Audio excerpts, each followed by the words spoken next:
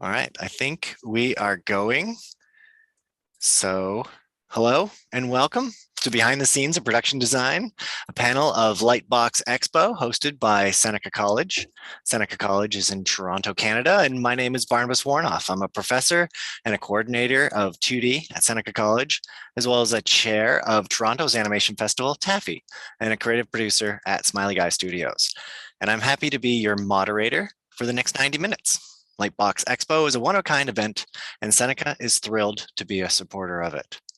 In a minute, I'll be asking our amazing panelists to introduce themselves. But first, I want to tell you how this is going to work today.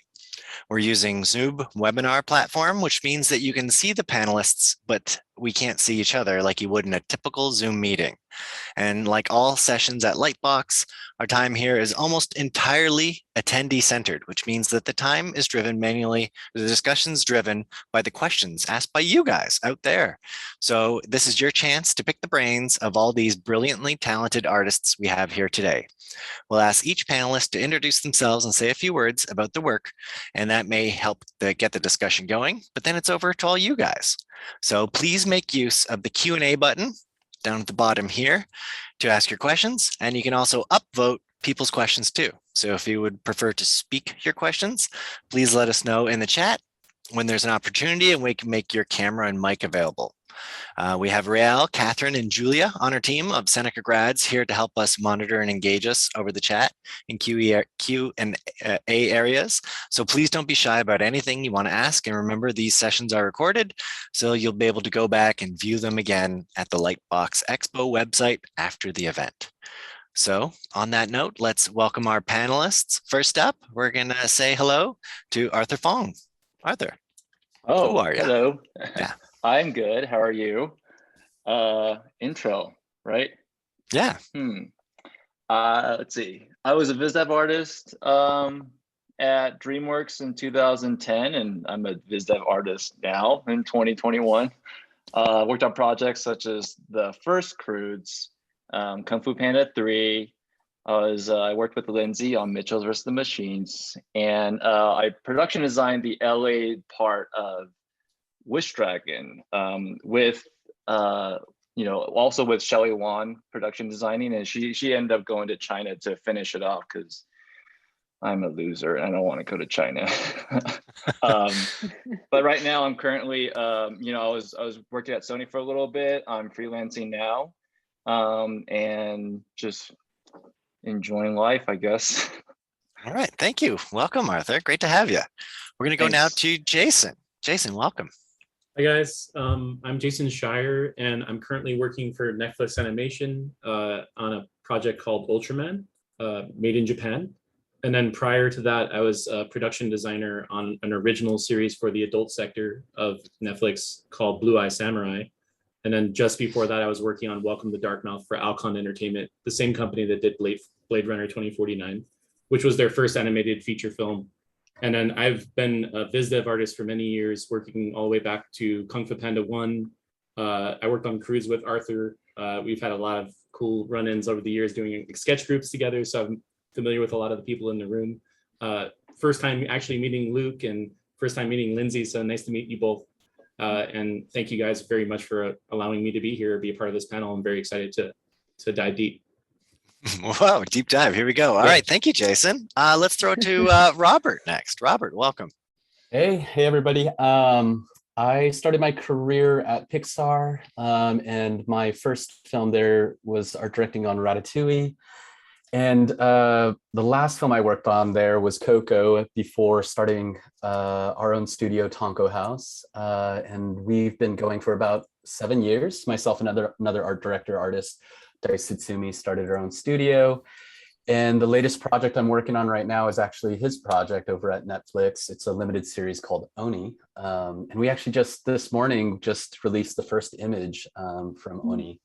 But yeah, it's been really fun and exciting. And and I'm excited to be here too. Awesome. Well, thank you. Nice to have you. Let's throw it to Lindsey next. Lindsey, welcome. Hi. Hi, thank you. Thank you. Happy to be here with you guys. My name is Lindsey Olivares, and I recently production designed the Mitchells versus the Machines with Sony Animation. Before that, I got my start at PDI DreamWorks, and I worked on mostly the first Madagascar 3 for a long stretch. Got to help out on Penguins of Madagascar, Trolls. And then I spent a long time doing freelance for years, doing a lot of early development for a lot of fun stuff that never got made, and then Mitchell's. And then now I'm helping out on an early development project at DreamWorks. Cool. Well, thank you. And I follow you on Instagram, so awesome work as well. Nice, thank you. Let's go now to Mingjue. How would you pronounce your name? Sorry. Okay, you can just call me Helen. Helen. Fine. Okay. Yeah. Helen, welcome. My name is Helen Chen. I've been working in VizDev for animation for about 10 years now, 2010, just like Arthur. Most of my career has been at Disney, working on the films there. I got to work with Arthur though on Wish Dragon very early on, and it was a great experience. He's wonderful. Funny, I'm gonna bring this up, Robert. I'm so sorry, but Robert was actually one of my teachers in college as well, so that's how I know Robert. But recently I finished up production designing Raya and the Last Dragon along with Paul Felix and Corey Loftus, and currently I'm production designing. I think I can say just they announced it as a development project, K-pop Demon Hunters at Sony. Oh, fun. K-pop Demon Hunters. I like it. Thank you. And then last up, Luc. Luc, welcome to the team here. Thank you very much. Very honored to be there. I'm Luc. I've been doing various things in the visual industry, started with commercials, in the mid-80s, to eventually animation as a background painter and layout artist when it was all 2D. And I've been an art director for DreamWorks for several years, worked at Sony for a number of years.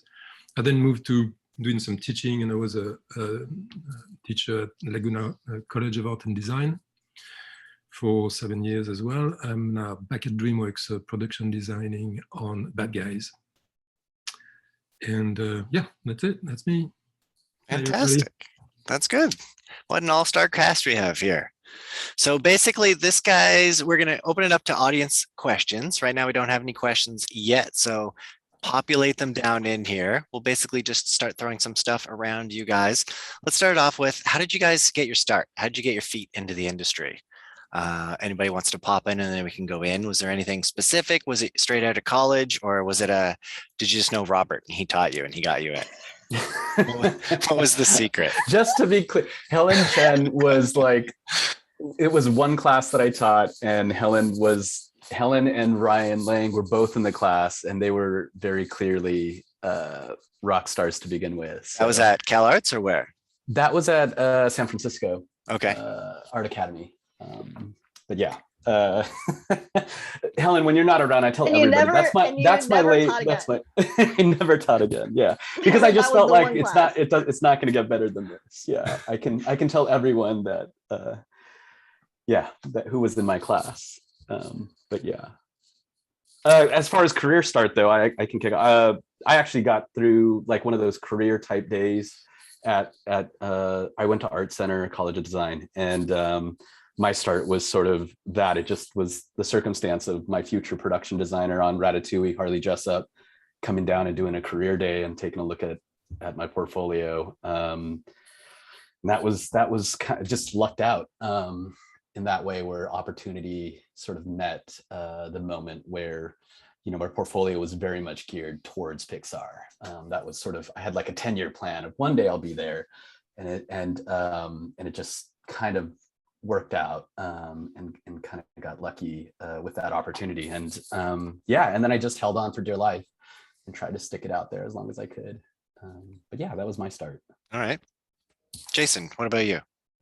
My very first start in animation was I went to SIGGRAPH, very similar to like Rob. It was like a job fair thing, and there was a booth there for DreamWorks, and I put together a portfolio geared towards DreamWorks. So it was like custom tailored to them, and it was like leather bound, printed up, and I just handed it to them and dropped it on their table. And just 6 months later, I got a call back from David James and from Hamid, who was on Secrets of the Furious 5. And I interviewed with both shows. They both wanted me, and I ended up getting kind of won by the Panda team. And I started working with Tang Heng and Ramon Zebop, which is amazing start to work with those two talents, and learned a ton of stuff from those guys, and actually still stuff that I retain to this day.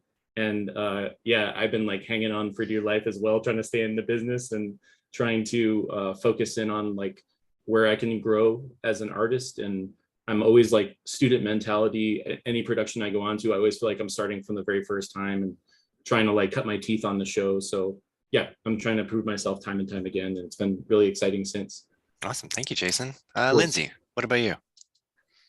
I got my start, I guess my first kind of experience, I was going to college, Ringling College of Art and Design, and they'd have, you know, companies come out and recruit, and I got an internship at Disney Animation during college. That was kind of my first taste of the industry. That was really exciting. But my first job was, it was, you know, the Blogspot era. I had worked online, and one of the artists at DreamWorks, you know, found my work, and it was funny. They reached out and they're like, "Hey, would you be interested in like a job at DreamWorks?" And as a, you know, animation student, it was like, yes. And then it worked out really well. He kind of shared my work with his production designer, and she was like, "Oh yeah, you know, let's hire her." So it was really fortunate. Like right out of school, then I landed a job at DreamWorks, and then from there, you know, it's been moving between the company job to kind of freelance projects, and you kind of like surf into different like job experiences, contacts you make, and, you know, till ultimately like winding up where I am. Awesome. Thank you. Arthur, let's throw it to you. Okay. Oh, by the way, I love telling this story. There's a story. My first kind of like step into the industry was at Blue Sky. I was an art intern there. And while during internship, they had shown me all the other portfolio submissions, and I was their third pick because the other two had already gotten jobs, and one of them was Lindsey. So I appreciated that Lindsey got her job at DreamWorks, which allowed me my opportunity to get my internship at Blue Sky. So forever, like in this, you know, my career, I've always thanked Lindsey for passing on her opportunity at Blue Sky, because I think during there is where I met there's like a few artists in animation there, specifically Rachel Teb Daniels. Like she had told me to talk with Patrick Hannenberger, who at that time was art director at DreamWorks. And so when I didn't finish school yet, but when I went back to finish my last year art center, I had spoken with him, and it wasn't uncommon that, you know, I gave him my portfolio because he was also like trying to set me up for an internship at DreamWorks. But it also took 6 months. You know, I gave him my portfolio in like August and didn't hear from DreamWorks until I graduated in April of 2010. So, and then from there, I kind of just also very lucky. My portfolio looked a lot like what they were doing on Croods. I had a lot of like organic design, things like that. So when they saw or Christophe Lautrette, production designer Croods, saw my portfolio, he's like, "Oh yeah, you know, we don't need to really teach this kid or, you know, get him into the style of our film. He can just start like designing rocks and plants and sets and stuff." So very lucky too. I got really lucky with sort of my portfolio sort of kind of catering towards that look of the film. And so that kind of gave me my first opportunity on that at DreamWorks on the Croods. Okay, cool. Luc, let's throw it down to you. How'd you get your start back in the day? I'm gonna be the odd one out there, you know, because you guys had it so easy. Kind of right out of school, landing a job at a big studio and stuff. You know, I come from a fair-sized city in France, Lyon. It's second in size after Paris, you know. But in the late 70s, really, first of all, there was no internet. And there was no animation really to speak of, certainly not in France. And there was no such school as the Art Center, you know, back where I come from. So information was hard to come by, jobs were hard to come by. And when I finally convinced my parents that I was not going to be an engineer, but some kind of an artist, to their dismay, you know, there was very few choices for me, you know, to kind of monetize what I knew how to do, which I mostly learned by myself. I mean, I finished school at 19. And then, you know, had to get a job to pay rent. So what I did is advertising, because that was pretty much the only thing that was valuable. My dream, however, was to be an illustrator, and do, fantasy and science fiction kind of, book cover illustration and stuff like that. It was really my goal. I didn't even know that you could get a job in animation. It just was like, it never occurred to me that that was a job. I mean, I knew, animation movies and stuff, but like, it's so, such a weird concept, that you could be paid to do that. It never even occurred to me, I was like, so it took several years. So I was in advertising and eventually, became an art director in an ad agency in the Caribbean. But after about 7 years of that, I was getting really restless. I'd dabbled a little bit, with some friends in, comic books, and stuff like that. But and I just landed really randomly a job as a background painter, which implied that I would have to move, and I would also be paid half of what I was being paid as an art director for advertising. But the catch was like, I was going to be paid to sit down and paint all day. And that was awesome, because art director in advertising is not that. And so I saw that as that's a cool opportunity. Let's try that. So and this led to me having a portfolio of as a background painter, which I then shopped around. I ended up in London, and I eventually stayed with animation once I discovered that there was an industry, and that it was in revival too. It was at the time where Don Bluth had just come out with Nim, and Richard Williams had just done Roger Rabbit. So there was an appetite, and Disney was coming up with finally some good quality animation, and all of a sudden there was an appetite for animation among studios, and so there were a lot of feature production kind of on the way, and so they needed artists, and so a lot of people my age had that that luck, that chance, that there was a little bit of a renewal and a boom, of animation, and a lot of us got hired. The only reason I've got the job is, only because of that. Because if I was on the market right now, man, I wouldn't even get my foot in the door with people like you guys. So anyway, it's a long story, but this is how it all started for me. Yeah, that's great. Thank you so much, Luc. That's very insightful. I like the time frame too with Nim and Roger Rabbit and everything. That's great. Helen, I think you're last to answer this question. How did you get in? How did you get your first job? Pretty similarly to like Lindsey and Arthur and Jason. My focus in school was a little bit more illustration based. I took like 2 visual development classes in school, and I knew that it was like a job path. I just wasn't really sure if like I was cut out for it, but I ended up going to CTN, like one of the first ones they ever had. So it was like that, again, very lucky, like that one thing, and I ended up interviewing for Frankenweenie, which is like a Tim Burton stop motion movie. So oddly enough, my first 2 jobs in animation were both stop motion. It was Tim Burton, and then after that I worked with Henry Selick on a movie that sadly never came to be. So that's kind of how I got my start. But it was great because it was with the Frankenweenie project, it was great because we were a very small team. So I ended up being able to do a lot of stuff that I took for granted later on when I moved on to a bigger studio, and who had roles a little bit more figured out, especially for, who is a little bit more junior coming in, things like that. Like I was allowed to do a lot of like moment painting, story paintings. They ended up, the last month, I ended up working with my production designer with like thumbnails, and we just story beat out the entire movie and printed it in a book. And that's the Bible they took over to London to finish the movie. And I've never gotten that chance basically again, to work that closely with just one person on this thing. And so it was just a great learning opportunity, and really cemented that like, this is what I want to do, like viz dev as a career. So that's kind of how I got started. Awesome. That's great. Thank you guys. Very insightful, and it kind of sets the stage for where we're going to go. So next up, we're going to ask some questions that the audience members are putting down. Now, people are voting it, so make sure to upvote if you really want that question asked. We got some people with 4 upvotes in here, so we're going to throw one of those down here. So the first one here, if you want to become a production designer for a feature film studio, is it better to curate your portfolio to a specific design area? like background painter, prop design, etc., or to showcase art pieces that showcase overall production design? Anybody want to bite into that? Portfolio. Well, I'm going to jump in there and say that almost by definition, the production designer has to be a bit of a jack of all trades. Yep. But I don't know that there is a production design portfolio. That it's not. This is not how it works.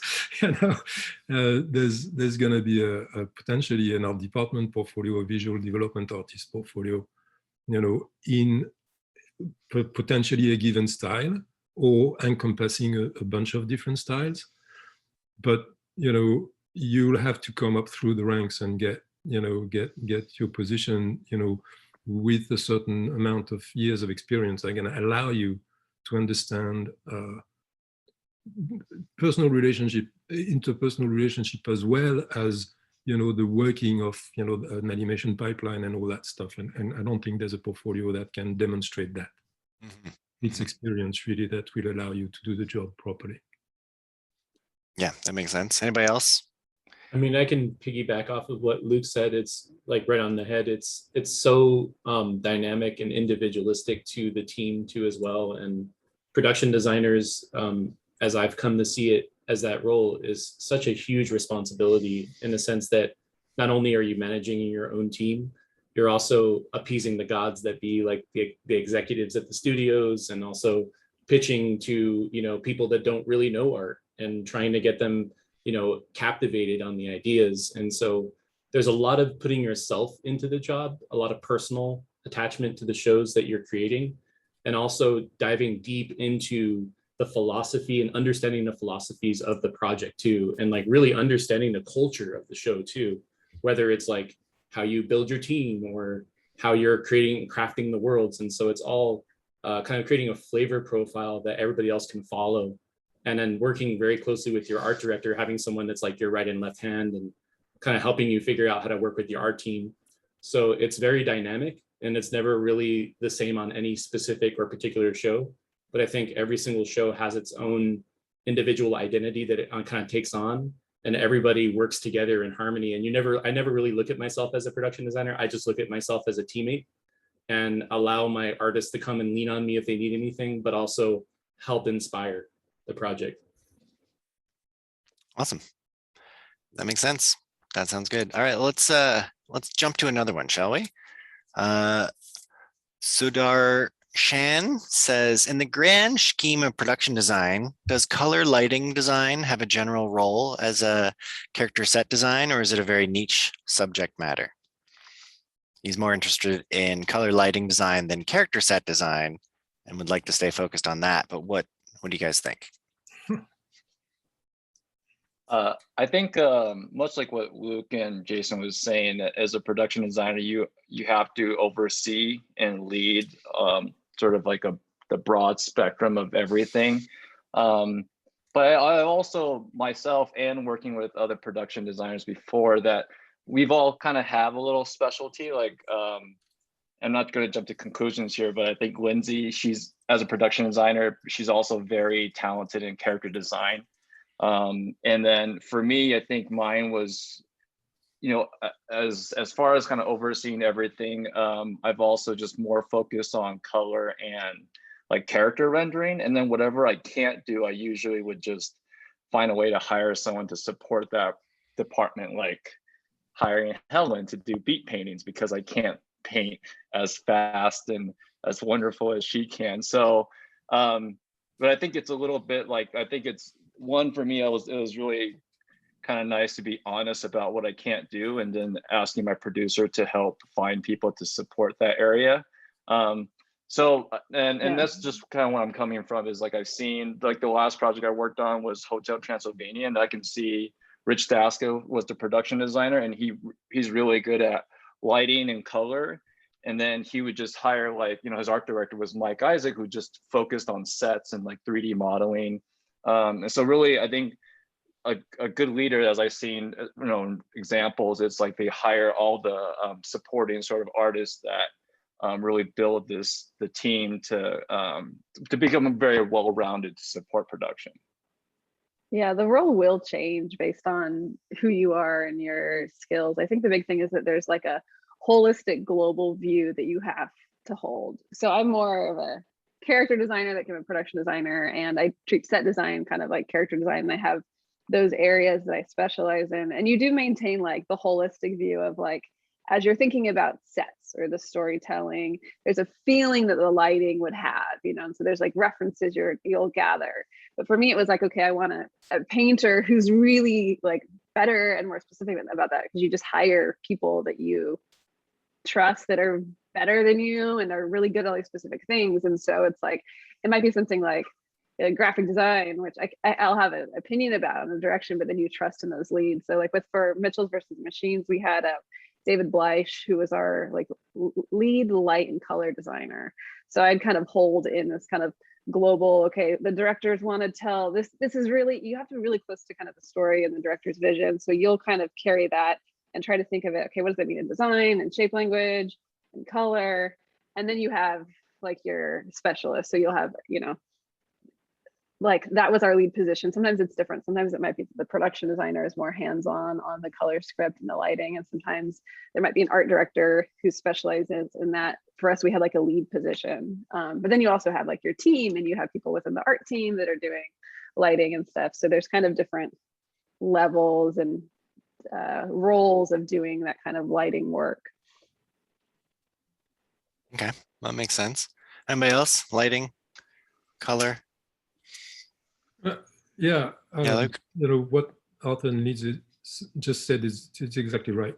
Cast, of an art department is going to be depending on everybody's kind of, areas, of expertise, and kind of natural inclination towards, shapes or color, lighting, etc.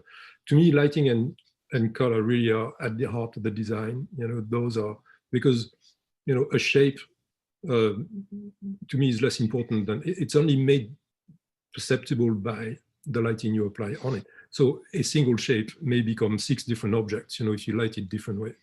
So to me, really, and color taps directly into your emotion the way music does as well. So to me, those are not, when you say niche subject, no, that's the core of it, for me, for myself anyway. Okay. Thanks, guys. That was great. Let's jump into another question. Another one for Ashley is voted up here. They're saying they're struggling with applying as a visual development artist for a feature animation studio over the past 2 to 3 years. Do you have any tips for attempting to get back into applying if you still don't have much animation work experience? Motivation and advice is greatly appreciated. What do you say to Ashley? Well, I will say that, I know you heard a lot of us talk about our first jobs and how we got into it and seemingly how easy it was, but I applied to Disney 3 times and was denied 3 times within 2 years, so it does happen. And like, you were still working on your portfolio probably during that time, right? And changing it. Yeah, I was in school. I applied for the internship, and then I applied for the talent development program. And all of the more entry level things that they have, because it is hard to kind of get in. Like if they're looking for a senior artist, it is hard to apply for that if you're a student. But like I just want to, but it's more about thinking about it as, if it doesn't work out this time, it doesn't mean it won't in the future. Like this time it didn't work out this particular moment in time with this particular studio, but you keep working on it and you keep, submitting. And I used to Disney has a recruiter who's really great about this, who actually keeps tabs on all of the artists that, apply and their progress. And once in a while, I would email him and be like, hey, I updated my portfolio. Last time you gave me some notes. I had some time to work on it, and here's a new updated version. And I just kept them updated. Sometimes he wouldn't say anything. And then the very last time he was like, hey, so we are running the program again, and we think you should apply. You might just try. And so I did. And then I got into the training program. So I know that it seems really tough, and especially if things don't seem like they're going right away, but it's just one of those things where it's not a permanent state, like you keep moving and things keep changing and opportunities keep happening, Yep, that's great. Anybody else? Ideas to help Ashley? Yeah, I 100% agree. I think that the thing about all the people I feel like on this, panel is that everything I know about them is that they're extremely prolific. So production design really is a balance of management with the artistic vision and skill, like being able to work with people as well as sort of create a vision, inspire through, action, whether that's artwork or communication and talking. And what I would say is, if you're not quite in the industry yet, I will say once you kind of break that wall and you do get your foot in, one thing that happens right away is like you're surrounded by people like that are on this panel. And so at that point, you're going to have that feeling, I know I did, of like, oh my gosh, I just need to draw, paint as much as possible. And so it's kind of, I really do believe that quality comes from quantity. So, pushing yourself to, one of the greatest things about right now, this time, is that there's information all over the place. You can see everybody's work that's going on in the industry right now as it's happening out there. And I think that's great because it gives you a lot of context for what's happening in the industry, what this job is, what's sort of required. But it's also scary because, you're like, gosh, I'm not quite there yet. I'm not, but I think it's really important to be able to understand where you are in relation to that, why work that is being put out there and that's being used is so valuable to these productions, and sort of, seek advice. I think it's really important to, if there are people who you're like, gosh, I love what they do, as much as you can, just like Helen's saying, like, be persistent. I think, no is not no. It's just, I always take it as not right now. And you just kind of got to keep pushing on that. But I believe in quantity, and I believe in sort of objective feedback, and just pushing yourself to be the best version of yourself and do the stuff that you love. I think we're talking a lot about color and different people's sort of specialities, but I also think that's probably where a lot of people have their passion lies as well. And I always think it's so hard for entry-level artists. It's like, oh my gosh, I want to hire you to do this. And like, oh, I kind of didn't like making that thing. And it's like, well, why did you stick it in your portfolio? And it's like, well, everyone else likes it. And I'm like, well, you may get hired to do that 1,000 times over. So it's really hard, even for us, I think, to know what we love. And I think a lot of our pursuit is to figure that out. And it's better to get started on that before someone is actually telling you, this is what I need you to do. You kind of have the luxury right now to do what you want. So I think it's an important point to. Yeah, I feel like that's.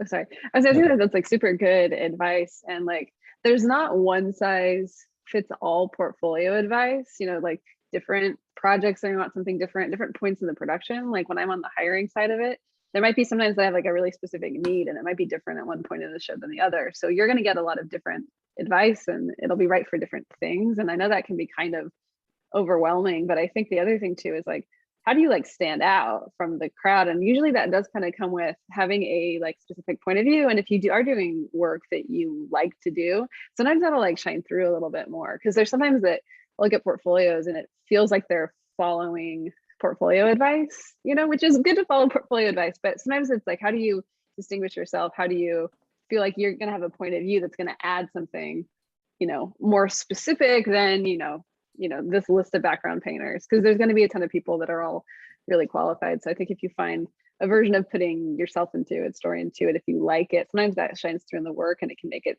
stand out. So that's something. Great. Portfolio. It's all about the portfolio. So good luck. Good luck to you. I hope things work out, Ashley. All right. Another question here. Hi guys. This is from Cuba. I have a problem. I'm trying to construct a nice story and base on that construct BizDev portfolio. But when it comes to writing, I feel lost. Can you tell me if there's a certain approach, like stage by stage process or what? So writing a story to get a good portfolio.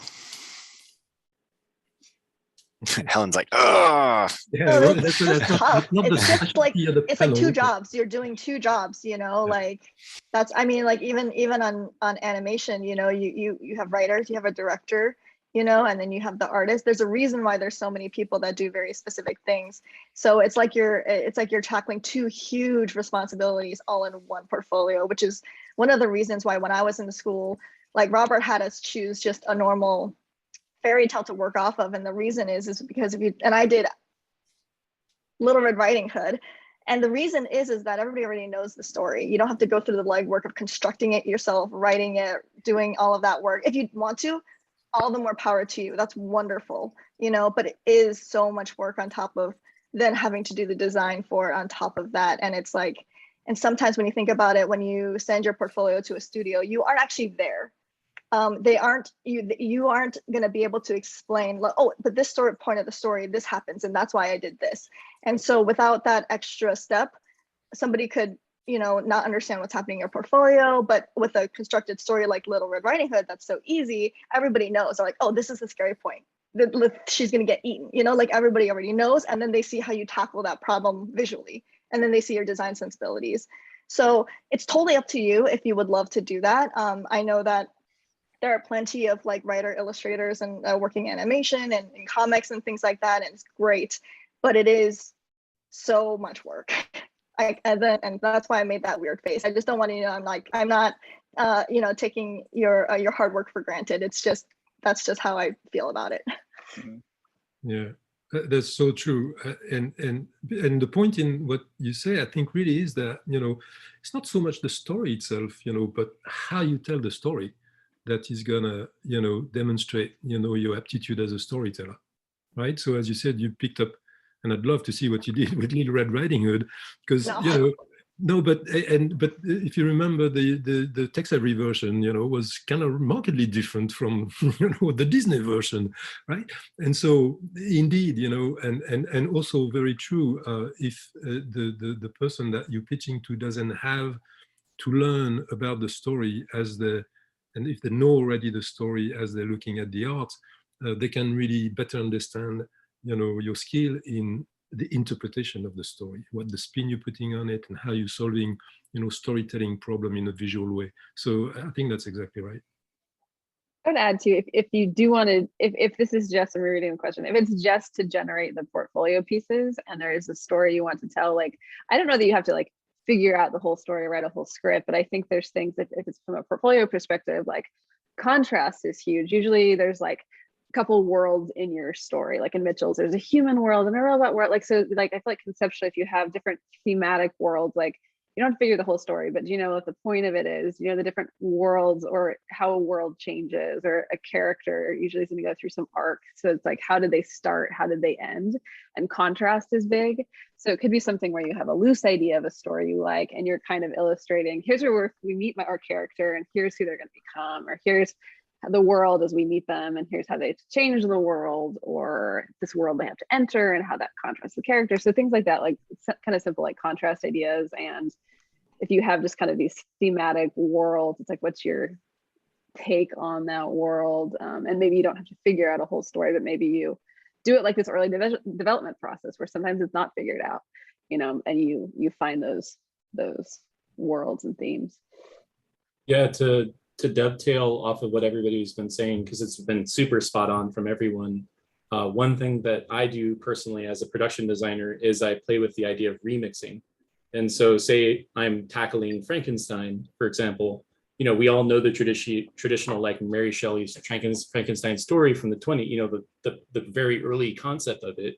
But if we take that and we remix it with like underwater, or put it in a place where it's in the desert and maybe it's like robotic, you know, and it's like, there's something unique about putting that twist and changing the hat of the idea that's going to make you stand out as an individual and really get you excited about creation and the imaginative process.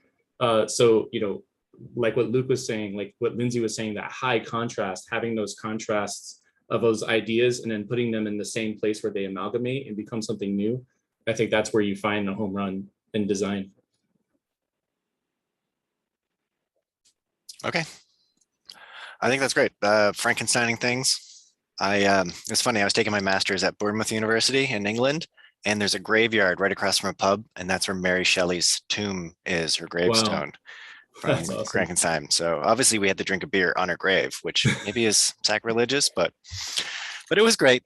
All right, so I'm going to get Catherine to ask the next question. She's here in the chat, and they're lurking and helping. So Catherine, take it away. What question are you going to ask?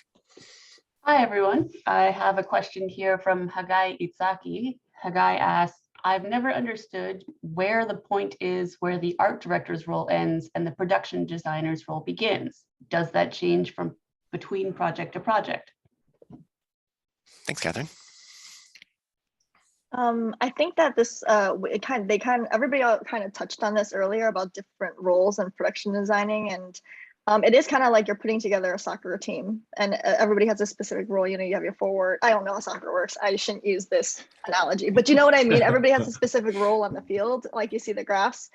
But like for example, on Ralph 2, I was associate production designer was the title, but I mainly worked with the color script. But then on Raya, I started as an art director and moved into production designer on that. But my main role throughout was more design. So I didn't really touch the lighting at all. I just did the design of the sets and stuff. So and partly it's because of who else was filling the role on Ralph 2. The production designer was Corey Loftus. And he he likes to approach things in a kind of drawing way. And like, he's a wonderful painter. He would be fine, but he just felt like having somebody else take on that color and lighting bit of it would help him in what he wanted to complete for that role. And on Raya, it was flipped because the other production designer was Paul Felix, who's known for his color and lighting. So the role I had to fill was outside of that, you know? And so it just kind of depends on the makeup of the team, and also, you know, your director's sensibilities and how they want to cast the movie. I think that's it.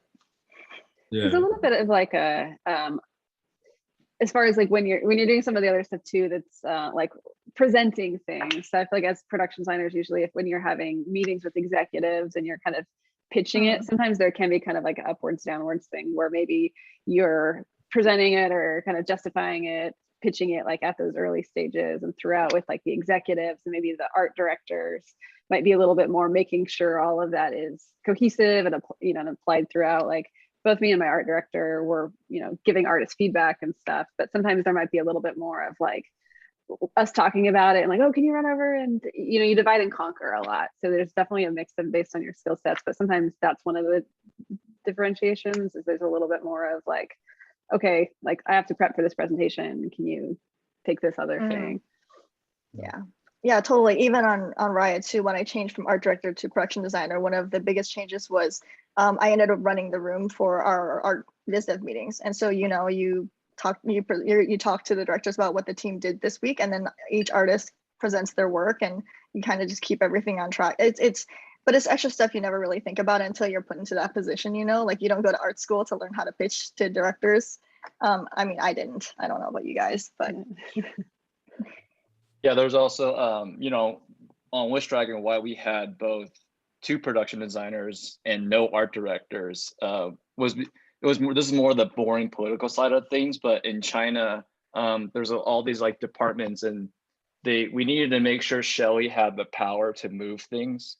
And sometimes, like, because a lot of times in at least the people in the studio we worked with, they looked at the title for sort of like leadership. So if you didn't have that supervisor title or certain titles, like they didn't really, you know, either they didn't, not that they don't listen to you, but they didn't, I don't want to say not respect either, but it did allow Shelley to move things faster, and with that sort of like power, and also it's also being in that room a lot of times, like a lot of things get lost because of miscommunication.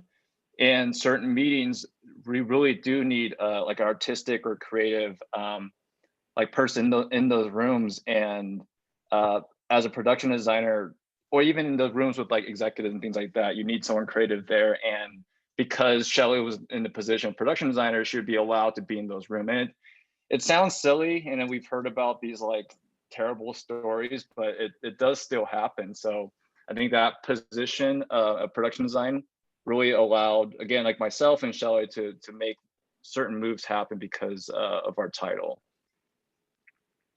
Yeah, I agree. I think the distinction is largely one of kind of, you know, seniority. You can think of the production designer as a supervising art director, if you will. But I think there is one distinction I would make, though, which is, to me, the one responsibility of the production designer that, you know, the art director doesn't have is in coming up with the concepts, you know, in coming up with what is the design rules, how do they apply to storytelling, and working with the director to kind of basically, come up with a visual concept and rules in the design that are gonna support, the storytelling. And so this kind of conceptual stage, and then the enforcement of all those ideas can be delegated to the art directors. But I think the coming up, with those ideas typically is the responsibility of the production designer. The hammer. You're the hammer. And they're the nails. I don't know. I'm just saying things. Anybody else on that? Or I think we're pretty good on that. All right. Rael, do you want to ask the next question? Yeah.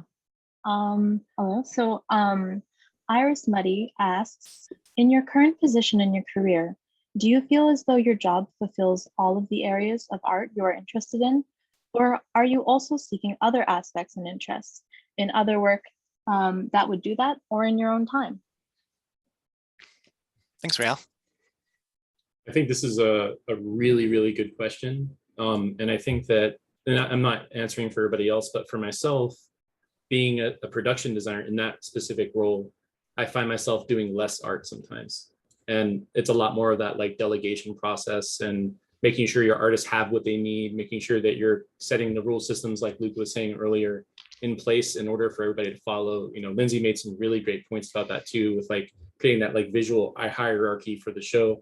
But I think that going back to like kind of the art director talk, the art director is kind of directly supporting the production designer and making sure that they can alleviate some of the pressure of taking on some of that artwork that the production designer can't get to.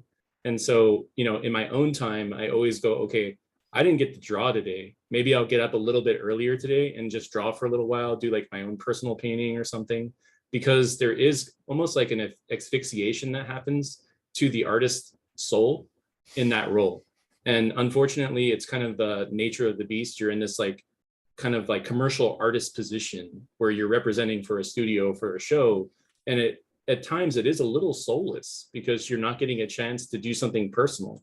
And so, yeah, you're giving. So I would absolutely recommend, if you are in a role like that in the future, to continue to facilitate your own ideas and be passionate about your own, intellectual properties or ideas that you have, and seek after those things, because actually that's what's going to get you hired on your next project, because it usually takes like 3 to 5 years for these shows to come out. And by the time someone sees it, you're looking at your work that you did on that show and you're like, that's not very good anymore. Like I should be showing stuff that's more current. So absolutely stay on the pulse of what everybody else is doing. Listen to yourself and your own personal like focuses and try to put that out into the world. Like what Rob was saying about everyone in this group being very prolific and like showing a lot of work to the world. I think people are going to see your voice. That's great. Anybody want to keep going on what Jason was talking about? Totally agree. There's no work that can kind of scratch this creative itch, all the way. It's just, always have to have some different things going on the side. Yeah. Whether it's like paintings or sketching, what do you guys do mostly on the side? Photography, sculpting, do whatever, cooking, I don't know. That can be creative too, but there is going to be something else, to kind of pick up the slack, because yes, it is, any position of responsibility is going to come with its own headache and its own kind of, frustrations. So you need that outlet. Sure. Thanks. Cool. Well, that's good. That wraps up that part. Okay, let's jump to another one here. Victoria says, Lindsey mentioned some portfolios seem like they're following a stereotypical advice. So what's something young artists keep doing that you're tired of seeing? You're just tired of seeing all the time. Lindsey. Yeah, no, no, I said that, and I'm trying to think what. Maybe you guys can join in if you have other things too that come to mind. But the first thing that comes to mind is, I guess I mean that in when I was saying before, like in the following advice less than something you're excited about, in the sense of like an example might be someone's painting, I don't know, they're painting like a forest, and then there's like 5 versions where one's tinted purple and one's tinted blue, and they're doing variations, where I feel like if someone's really into it, it might be like, like they're trying to capture it, and your variations are going to be more different and more specific. And sometimes there might be like less of them, but you're not trying to prove that you can explore, but you're really trying to explore for the need. So there's things like that. So it's not that you don't want to show variations, but I feel like there's some times where I might see something and think like, oh, it feels like this is, you know, following advice and that's something you shouldn't. But it's that I think the point is a little bit more like how can you get more specific and personal so that it stands out as opposed to feeling like work, I guess. But I don't know if you guys have any other things that you would say are like typical things to avoid. I don't know if there's things to avoid. I mean, the difficulty in the portfolio obviously is always that you tend to be checking the boxes, right? You know, okay, Yeah. I'm gonna be a little bit of figure drawing, and I need to show that I can do landscape, and you know, all that stuff. And it's natural to kind of start there as the building blocks. But I think one of the things we were talking about earlier, which is the best advice I think for a portfolio, is lean into your natural inclination. You know, and again, you know, like somebody, was it you, Jason, that said, you know, if you don't like to do figure drawing, well, don't put it in your portfolio. You know, Right. you know, that's a mistake. And then the other only thing I would say is that there is something for introducing storytelling even at the portfolio stage. Like your portfolio should have a beginning, a middle, and an end. You know, and by the time I reviewed that, I should be kind of satisfied to have followed that arc, if you will, and kind of ending on a nice note, and like, oh, okay, that was a meal, you know, that's nice, you know. How you do that is up to you. Nope, I think that's good advice. Yeah, Robert. You know, I think like maybe contextualizing a little bit of how we all look at portfolios might help this a little bit, because I think it's less about what we're like tired of seeing, and I think it's more that, you know, at least when we look at books, there's quite a few submissions. It's not like, you know, and you don't get them in sort of like this little nice area where you can review and take your time with it and appreciate what is potentially like years and decades of work. It is really like you know, at least in my experience, it's like a bunch of portfolios laid out and you're sort of flipping through, and what you're looking for is something that stops you, something that really sort of grabs your attention. You're like, gosh, there's something here. And I always think of portfolios in the same way of if you opened up a book of painting and you found your favorite paintings, and you don't need to see a ton of it to know that there's something here. You kind of, you see it in every piece. You see that voice, you see that capability, the technical capability, and that storytelling capability. And I feel like I think of it less like that. It's not about avoiding any one thing to me. It's about what are the pieces that are going to assert in the clearest possible voice who you are and what you care about. And I think that for me, because I think the other way is a little bit fear-based. It's like, well, I've seen this somewhere. I'm going to be honest, if my portfolio out there and I looked at it through that lens, I feel like I'd pull every piece, because, you know, I'm so easily influenced by so much stuff that's out there.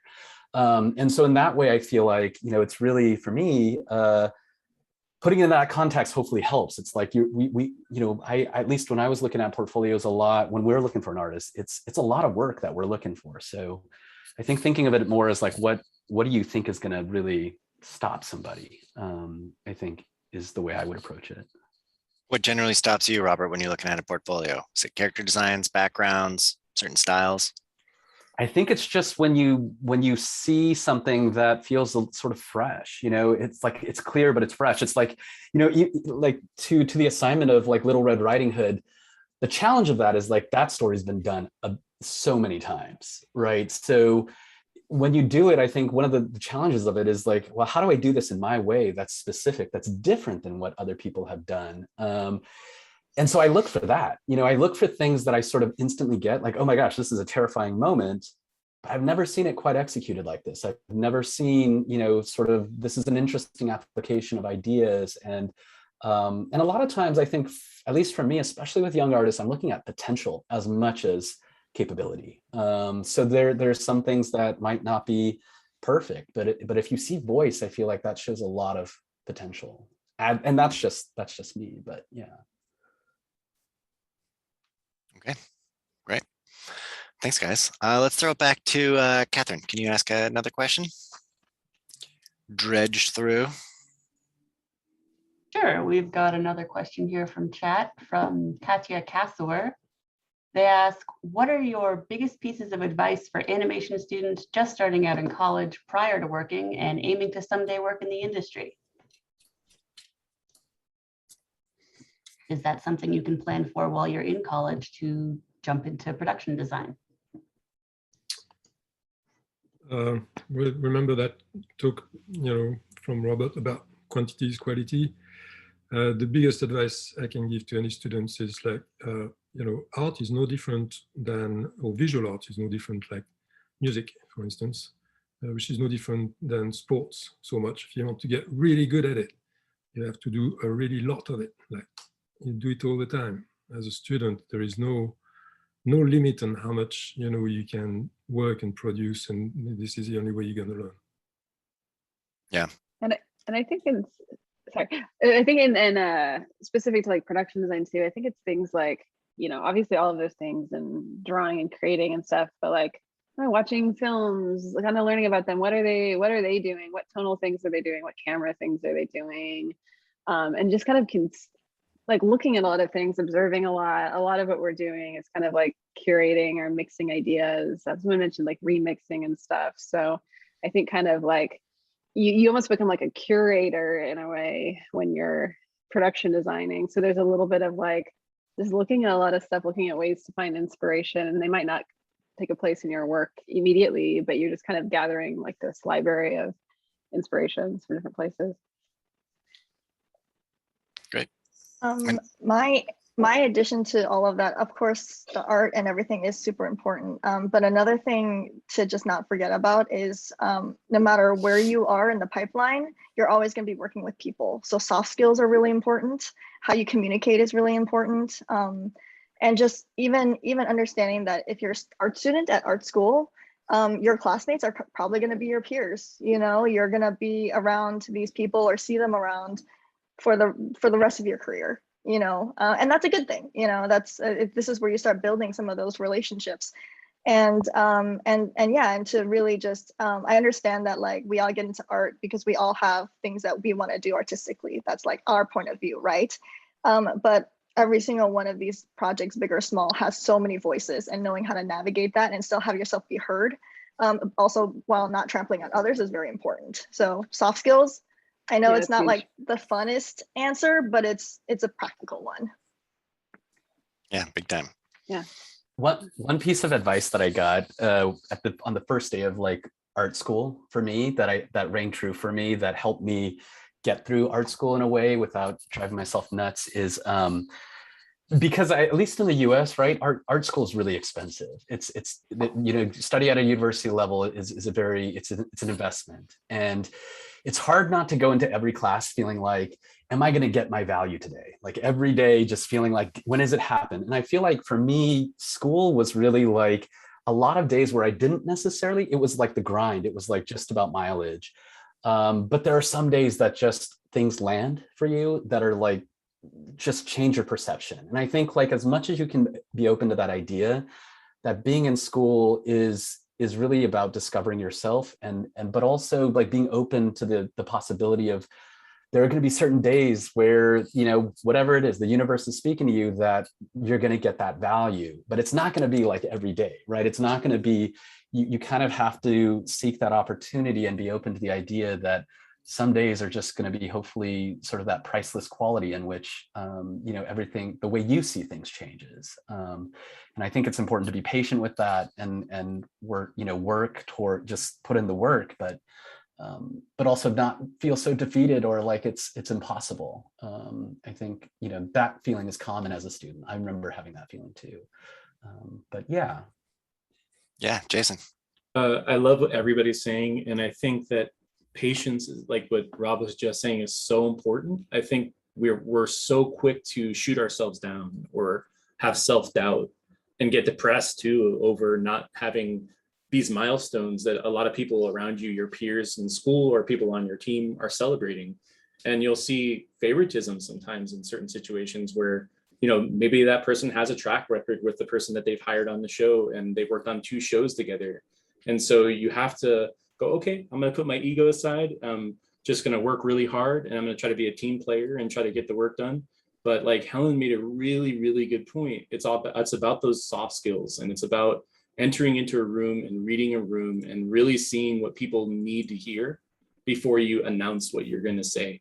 Because I think one of the biggest mistakes I made when I first entered into the industry was my enthusiasm kind of overbred or kind of excited me so much that I didn't know how to say things. I was just like, oh yeah, I want to just contribute, blah, blah, blah, blah, right? But I realized that that's not the skill. The skill is listening. The skill is going, oh my God, this guy has a lot of really, or this wonderful thing that this woman's saying right now. If I listened earlier on, I would have been able to add to what everybody was going to be contributing to. So I feel like patience and understanding and giving yourself the breathing room, it's like a fine wine where you open up the bottle and you let it find its flavor, and then you can inject yourself into it later. And that it takes style and time to learn that. It's very hard. That's great. Thank you, Jason. Arthur, did you want to touch on that, or are you good? Yeah, I was going to say, I mean, also piggybacking off of what Robert and Luc was saying was, like, it is quantity, you know, in the beginning, you really got to put in those hours of like figure drawing, landscape painting, perspective. Like, you know, I went to art center as well, and Viscom, you know, every week we just drew boxes, like pages, like hundreds of boxes. And the next week is like, all right, now you draw ellipses inside the planes. And you're like, what am I doing this for? But then later on, when you start working, you realize, oh, you know, it's all about visual communication and how quickly you can communicate something visually on like a Post-it note to either pass down to another artist or explain something to a director, just like really quickly sketching something. So those skills, like, you can't overlook. And I know a lot of times maybe we're too focused on like, oh, I can't wait to be a character designer or like a set designer, and I want to paint like all these like beautiful paintings like Dominique Louis or like Nathan Fox would paint. And you forget, like, those guys have years and years of just foundation. And I think when I was going through school, you know, I didn't really think about animation as a career until probably the last year of art center. And part of me is like, I jumped around a lot. I thought maybe I wanted to be an oil painter. I wanted to do like games for a while. I wanted to do like live action. I don't know what I wanted to do, but it never stopped me from like trying things out and being really curious of like all the different types of classes that was offered to me. And I think that curiosity also stays true even after college, at least for me. And even now, like, I'm always curious about new things. And I think the challenge is what makes it exciting. And if you can, like, you know, learn that and have that sort of personality in you to always want to learn and always be curious and kind of nurture that in school, it'll, at least it served really well for me, my career. And yeah, so I think the foundation stuff, and even now, like, I'll be honest, like I stopped figure drawing ever since I started animation, and in 10 years, sometimes I can feel like I'm trying to explain something on like a beat painting or something, and I cannot draw a person walking for the life of me, and it really irritates me. So then, like, you know, like recently I took like Rad's how-to school on like character drawings, because I was like, I need to get back, like, I need to get good at this again. And I think it's things like that to continue to, like, don't forget to continue to sharpen your skills, while again on your way of finding out what you want to do in your career. That's great. Just a little note and then all that great information. Thanks, Arthur. Let's get Ray to ask another question. All right. So our next question is from Arash, who says, when you're conducting your portfolio, how much do you need to write or explain your art in actual word? Does the art pieces need to be self-explanatory? Or is it actually good to go into details with typed words? Thanks. Picture is worth 1,000 words. Now, this being said, I think it's always nice to give a little context.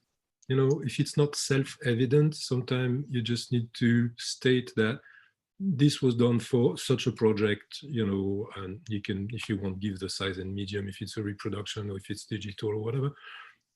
But no, I don't think a lot of words in a image portfolio are necessary. Anybody else? Words? Thumbs down? Thumbs sideways? Some words? I feel like it depends. My first thought is like, you don't need words, but like maybe there's something where like sometimes when you're developing something or playing with it, maybe it's character design, sometimes you are annotating things because something might be translated in a certain way, or you might want to like, and that's like, I feel like we'll do that in our professional work, or sometimes when you're translating, characters into 3D, there's things you'll call out. So I could see a portfolio where I don't know that I need to see like paragraphs of like what the story is about, but like sometimes maybe annotations on something that show that if that's the job that it's for, if like you want like a supporting character designer to help translate characters, seeing something like that might be useful. But for the most part, I would say probably not. But if it's something that looks like useful information that you would see in production work, that's fine and helpful. I was going to say I sometimes use words in my portfolio just to fill in like a space, just because like the layout might look kind of. So I always when I do like guest lectures or like a class, I always show my graduating portfolio and have a lot of text.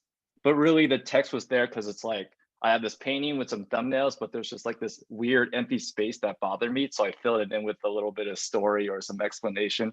Not so anyone would read it, but just so it looked pleasant.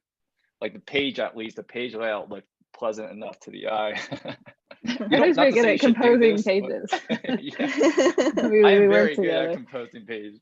We work together. Yeah, but like, look at Arthur, like prop pages or set design pages, because sometimes you are like you're putting photo reference of like, oh, this is this material, but here's how we do it in our show style. And so I'd say if you can access people's website portfolios and see that type of text information, it's a good reference. Maybe Arthur has some. One thing I can add to like dovetail off of what you guys are saying is it's really cool to like brainstorm while you're creating your portfolio, like looking through, and almost like it could be just one word and it's like the nigiri sushi version of what that painting makes you feel, where it's like refined to like the most reduced version of that, and you can make a little statement on each piece.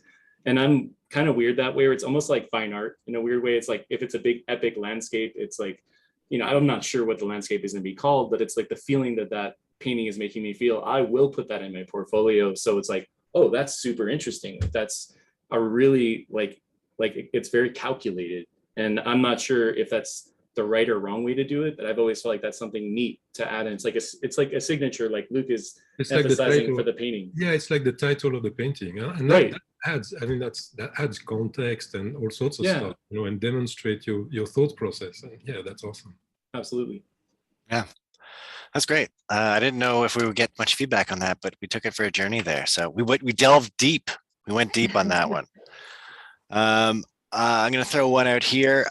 Any time management? So this is Noor asking a question. Any time management tips for balancing personal work and professional work? What's your daily schedules like? Do you guys work in the morning, work at night? Is it more 9 to 5 when you're expected to be at work? Help Noor out.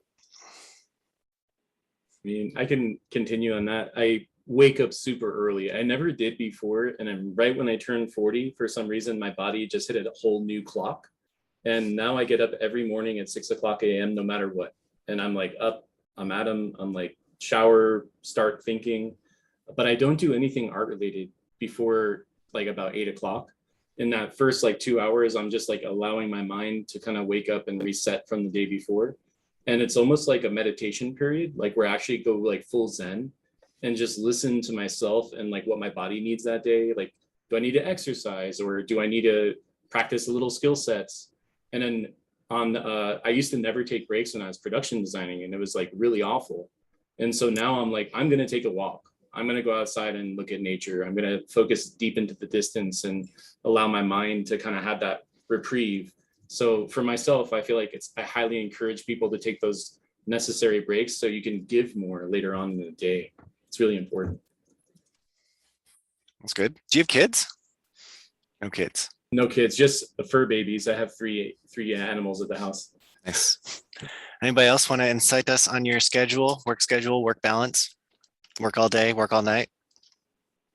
Actually, I'd like to hear Helen's answer on this, because I'm so impressed that she production designing, and she still continues to like pump out a tremendous amount of work. Like I don't know how you do it. I'd love to hear. I don't anymore. I used to, but because I would just, like when we were in the studio, I used to love when the studio got quiet and nobody was there, and I would do like a personal drawing here or there, and I'm not a character designer or anything. And I do mostly like buildings all day. So I liked to wind down with some fan art of like Sailor Moon or whatever, just stuff that I like, that it's like my comfort food. But I haven't, because I just got a puppy. So now I don't do it. Like I do go to work and then I just watch the puppy and cook, and I haven't been able to do much personal work at all. And if I do post something, it's something I worked on for like months and just pretend that I did it like that day. And I'm like, I just did this thing. But no, it was sitting there half finished for a month. All right, Arthur, your turn now. Sorry, a very disappointing answer. Oh, no. I mean, it makes sense. I think like it's not even just personal work, it's like priorities, right? Like in our lives, whether it's like a dog or kids or family, car. No, I much like Jason, I like to start early. Maybe not 6 o'clock, but 7:30 is good for me. But I do know, I also, starting early also means like not just like a day as like a daily sort of like practice, but even like a month, like when you get, we've had assignments that we've been given like a month to do, and just don't wait till the last minute. Like I know there's a lot of people that like to work on the pressure, but me, I get started right away. I get the bulk of the work done as soon as possible, and then I kind of just relax the rest of the month. Because I don't like the pressure of like just you only have 3 days left or 2 days left, even though you got a month to do this project or a specific assignment. And then that allows also a lot of time to kind of like pick up other things. So sometimes I'm surprised. I'll be surprised if maybe I think it'll take me 3 weeks, but it only took me a week to do, and it allowed me 2 extra weeks to kind of play with other things, either personal work or explore more ideas of certain things. And I don't know, that's just always been me. And that was the same with Art Center. Like when I was at school, there's a weird thing. Maybe I was just around that like culture of like everyone should pull all-nighters. And so I pulled like, we're doing like 3 all-nighters like every week. And then I thought, wait, I think we're still working like 10 hours a day, but we're just working from like 10 p.m. until, I don't know, 8 in the morning. And I thought, wait, what if I just slept from like 10 to 6 and then I just work from like 7 to 9? And I was like, oh yeah, and it totally worked. I got plenty of sleep. I got all this, and it was just like, I wasn't rushing to get anything done anymore. It was just, you just kind of adjusted that time slot. So that works for me, just kind of realizing like time management wise, like you really just, if you can plan for those things, like tell yourself to get up at a certain time, go to bed at a certain time, that really helps. Yeah, thanks. Lindsey, Luc, Robert, any time management advice? Not from me, I'm all over the map, man. I've never been an early riser, so I'm not a very good role model there. But what I can say though is that it's, in my experience, it's all over the map because it depends on the period. There were periods where I was nothing but working, and I was in my mid-20s, late 20s, and just starting in animation. I was learning the craft. I was working 7 days a week. I was staying until 11. Then I was going out to drink all night, and and kind of stumble into work again at 10 o'clock the following morning. I'm not recommending that. I'm just saying, and then had kids and a family life. And then it was, up at 6 in the morning, take care of the kids, get them to school, work during the day, and totally different schedule. So I don't have a recipe. That's fair. Lindsey, Robert, are you guys good? Yeah, Secret. I mean, I'm kind of like, I guess I could just say for contrast, like, yeah, I like also like I'm not a morning person, and but you find ways to balance and do your thing. I find that late at night I work better. It's a similar thing where when you have to find, I think, what works for you. Like I think both early morning or late at night can share that thing of there's less distractions, less people around, and stuff like that. So there's not like a one size fits all thing. If you're someone who can't wake up early, there's people here too that are that are on different schedules and stuff. But I think things like are universal. I think like trying to find breaks, which can be hard, but sometimes like stepping away, coming back will help. Yeah, just finding ways to prioritize. I think in these positions it becomes important. But Great, Robert. Any just work when you work? I mean, I think everyone's a little bit different. I just I also don't wake up early, but like right now, my life is a little bit split up because I do design work, but I'm also the kind of president of the studio and have studio responsibilities, and then also a father, and I find that I never, the best laid plans often just blow up because one of these things I don't know actually how to manage. So. And I'm horrible at multitasking.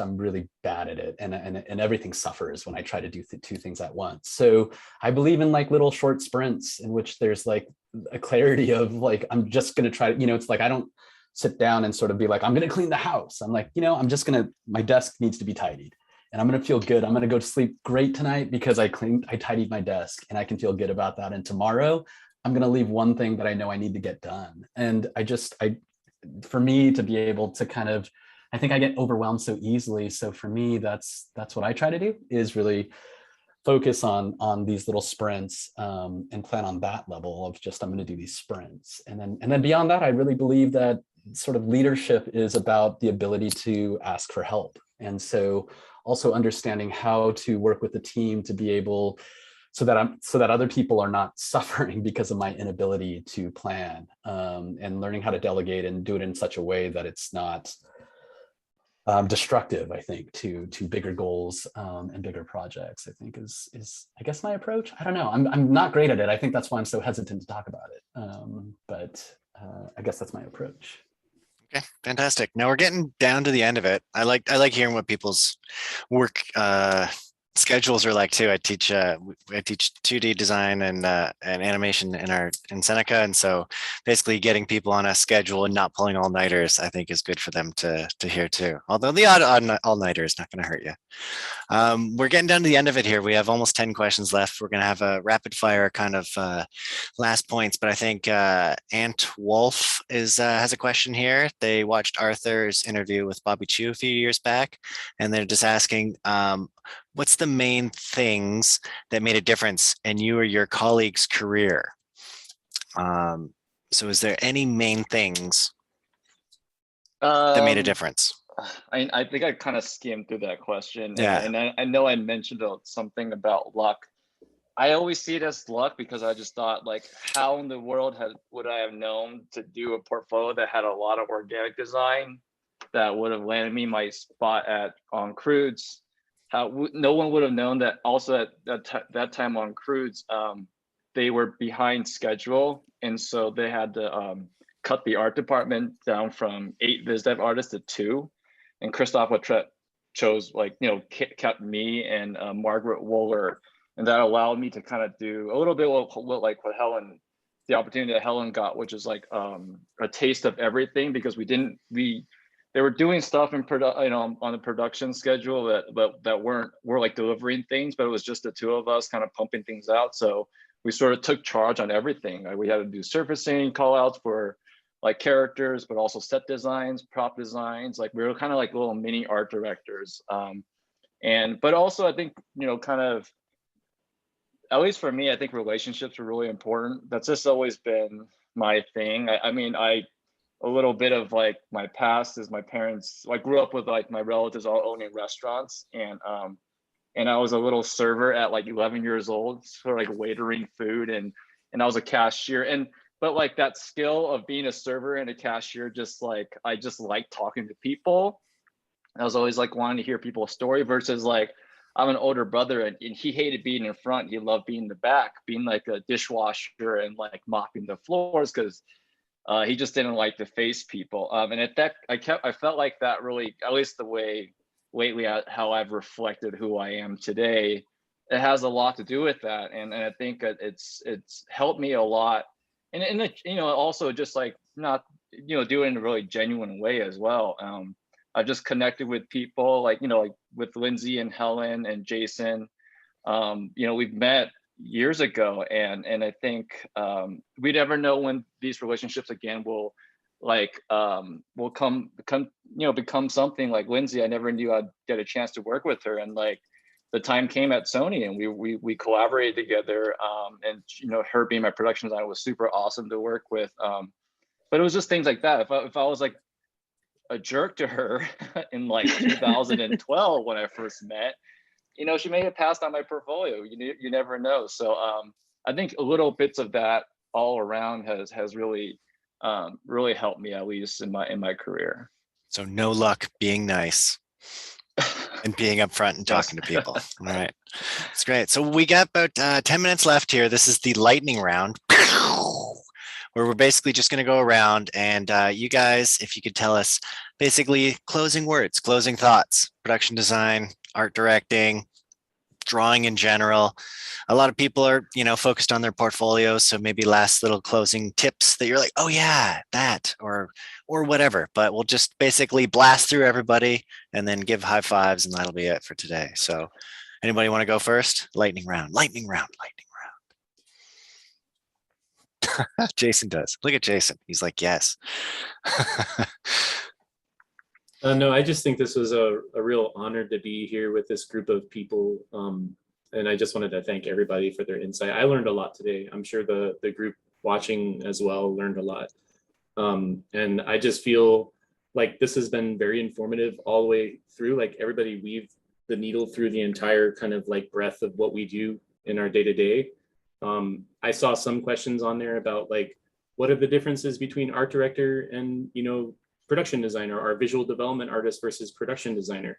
I think, in order for this is kind of my takeaway comment. If anybody wants to become a production designer, get on a production and go through the entire process of the production. And like what Arthur was saying, learn a little bit of everything. Like if you're going to do some character rendering or surfacing callouts or creating a location design and really breaking down a set. It's not just like doing the concept painting for it. It's like taking it and building it out and like thinking about the ISOs of it, like looking at it in different views and thinking about how all those parts fit in set dressing. Those are where the storytelling really comes in. And don't treat props as like, oh, I'm just a prop designer. The prop is on screen. That's something that people are going to see, and they're going to be reused over and over again through the show.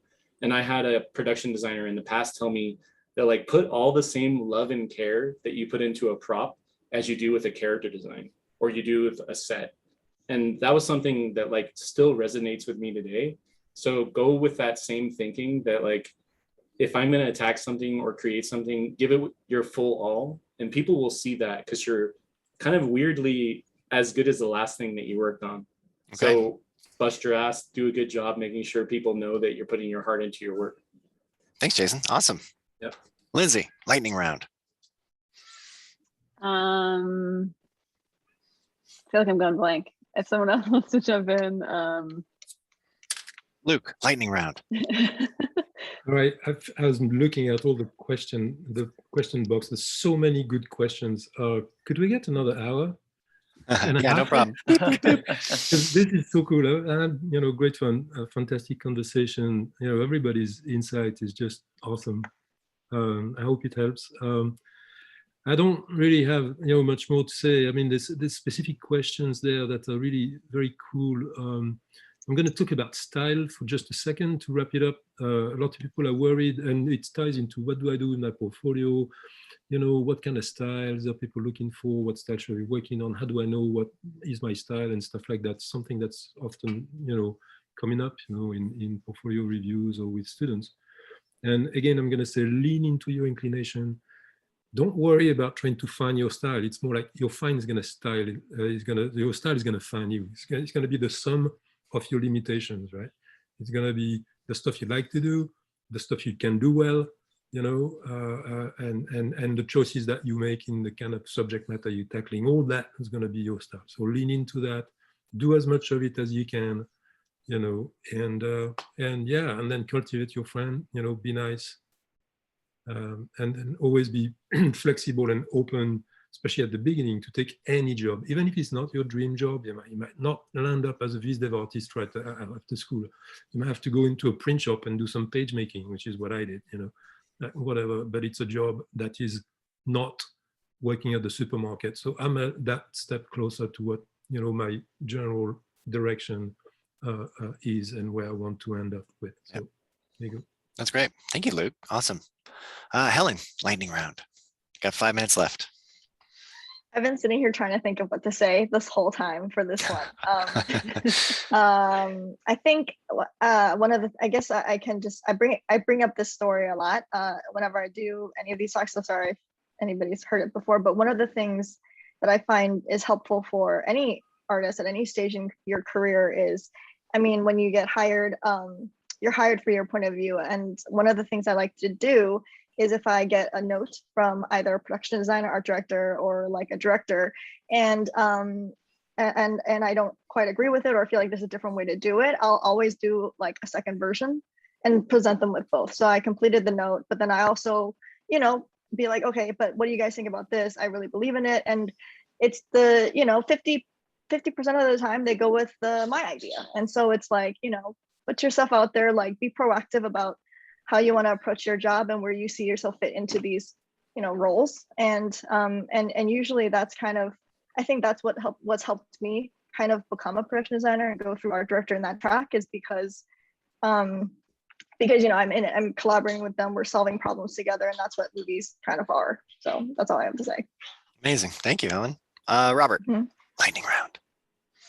Yeah, I mean, I just want to say one thing, or two things. I'll say two things. But one thing that Luc said, the sum of your limitations is your style, is brilliant. I think that's just like, people should really pay attention to that. I think that's huge. And it takes a long time to figure that out.